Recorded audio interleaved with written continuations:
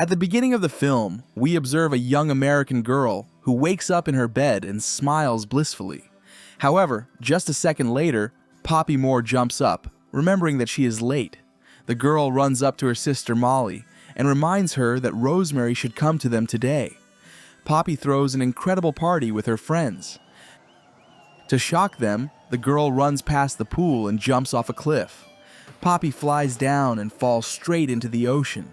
She fairly brags about her feat until she notices her father. The man demands that Poppy get out of the water immediately. The father disperses his daughter's guests and says that he will act seriously this time. Poppy screams that she was much better off while her mom was alive. The father wants to send his daughter to boarding school, but she snaps that even that won't help. At night, her little sister comes to Poppy's bed.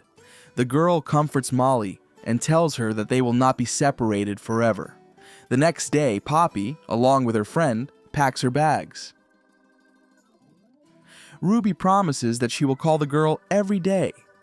Poppy decides to look at a photo of the guest house and is horrified. The place looks very old.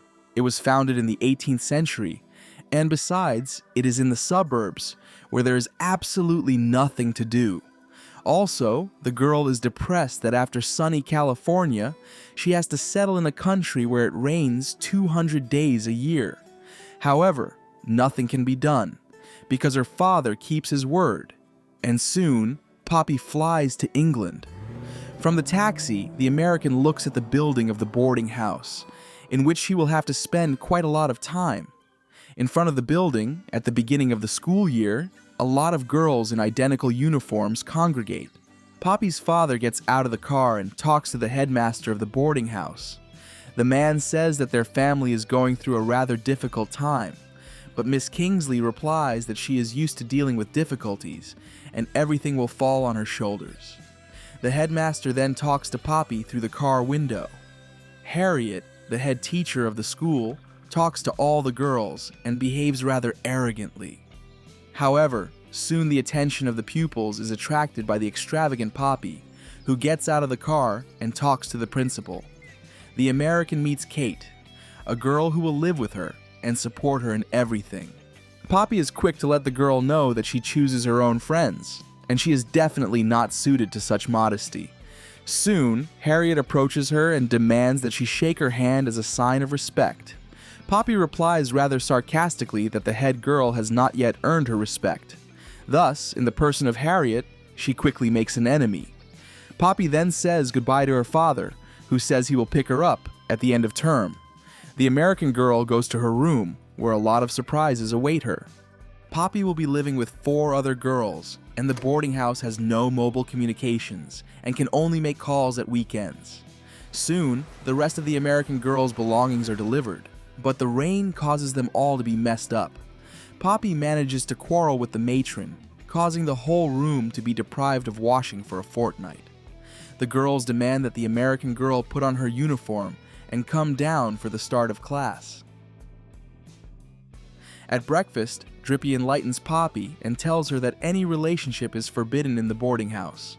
In addition, the local handsome Freddie is being eyed by the head girl. When the food arrives, the American girl can't hold back a grimace of disgust. Poppy's lessons and rules don't impress her at all. Even her neighbors whisper about her behind her back. Poppy is annoyed by the lack of internet, and at night she decides to sneak into the computer lab to send a message to her friend. The American writes to Ruby that everything at the boarding house is absolutely horrible and unattractive. A fire alarm goes off and Poppy decides to hide in one of the rooms through the roof. American girl gets to Freddie, who is having a bath. The boy explains to Poppy how to get to the street and advises her to stay out of sight. The next day, during PE, an American girl has a confrontation with Harriet. They are spotted by Freddie, who greets Poppy with a friendly hello. The American girl notices the head girl's resentful face and, in front of everyone, ridicules her for loving Freddie. In her room, Harriet begins to think of ways to ruin her rival's life. Meanwhile, Poppy goes to see the headmaster. Kingsley asks the American to read Alice in Wonderland and learn something useful for herself. Besides, the principal says that smart, confident, and educated girls graduate from their school. Kingsley is sure that despite all her masks and snide remarks, the girl is exactly that. Poppy decides to sit on a bench and ponders the headmaster's words. At that moment, Harriet's friend pours the water in which the clothes were dyed on her. Poppy explodes and quarrels with the headmistress again. The American sits sadly in her room when Kate comes in. The girl helps Poppy make her bed and then lends her jumper and phone. Kate says that the American girl is only pretending to be a vixen, but she is actually a good person. That's why the girl decided to help Poppy. Kate learns that the American girl lost her mom when she was 11 and misses home a lot. The girl decides to help Poppy get an exception and return home. Kate says that in order to do this, the girl must break the rules very badly and then face the pupil court. Left alone, Poppy's first instinct is to text her friend. Ruby assesses the American girl's appearance with disgust and then has fun with her boyfriend. At night, the roommates tell Poppy that they are willing to help her ruin her reputation. Together, they ruin French class with a provocative disc, soil the pool, and make Harriet look like an available girl. Teachers head to Kingsley with complaints, and Poppy hopes her actions will be brought before the pupil court. The American, along with Kate, decide to put a strange audio tape in the teacher's car, but at that moment, Freddie drives up. The boy notices Poppy hiding under the car, but helps her out by hiding her from Matron. Despite all the provocations, Kingsley is still in no hurry to arrange a pupil court, because she promised Poppy's father that she would help to improve her behavior. Kate suggests that the American girl flirts with Freddie. After all, he is the son of the principal. Kingsley will definitely not be able to tolerate such a thing and expels Poppy. The girls propose that the American girl buy a beautiful dress for the upcoming dance, and right there to flirt with Freddie. Poppy doesn't notice that in the face of her neighbors, she finds loyal and good friends, and her stay at the boarding house ceases to be so gloomy. Soon the girls are off to town to do some shopping. Harriet frames the American girl again, and she has to wear a strange yellow jumper. Friends bring Poppy to a charity shop to find clothes for dancing. The American realizes that they could really use her skills in choosing clothes now. After shopping for outfits, the friends go to the hairdressers. Poppy decides to change her gorgeous blonde to a natural hair color. The girls decide to buy alcohol and play a scene in front of the cellar as if they were grown-up women. Kate and Drippy don't buy anything, much to their great regret. However, Poppy manages to trick the vendor and get the forbidden drinks. Soon, the day of the dance arrives. Harriet learns from her friend that Freddie compared her to Keira Knightley. So for the dance, the head girl decides to dress up as Keira in the film Pride and Prejudice. However, Freddie is charmed by Poppy, who appears in the company of her friends. Harriet decides to ruin their dance and puts on more rhythmic music. However, Poppy cleverly gets out of the situation, although she falls off the dance floor. An American girl openly flirts with Freddie and asks him to go for a walk with her. An angry Harriet demands that her friends follow Poppy. The American flirts with Freddie and they almost kiss, but are prevented from doing so. The friends decide not to tell Harriet what they have seen. The next day, the headmaster talks to Kate and Drippy and reprimands them for inappropriate behavior. Kingsley also talks to the American girl and advises her to believe in herself and to direct her strength and ingenuity, not towards trying to leave the school, but towards self-development. During the lacrosse championships, Poppy decides to fill in for Drippy and helps her win the match.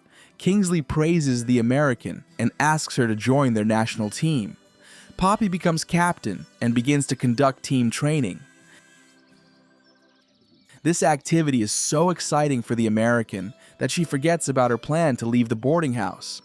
Under the leadership of Poppy, the team continues to pass forward, which has not been for about 30 years. Soon, the American sends another message to Ruby and leaves, forgetting to close her mail. Someone sits down at the computer and looks through the letters. Meanwhile, Poppy sees Freddie and goes on a date with him.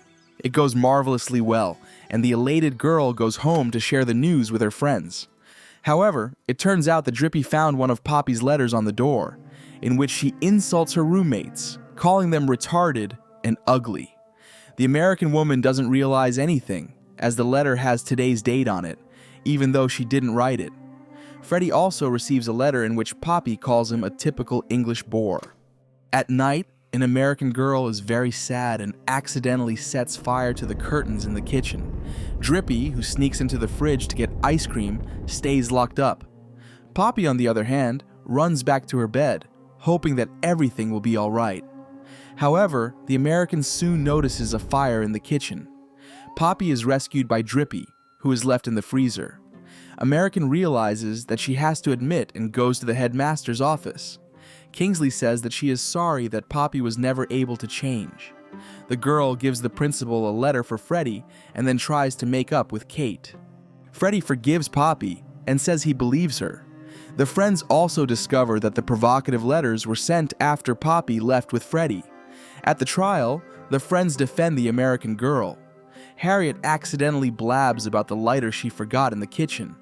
Kingsley realizes that Poppy really did put it out, and it was the head girl who lit the curtains again and put everyone in danger.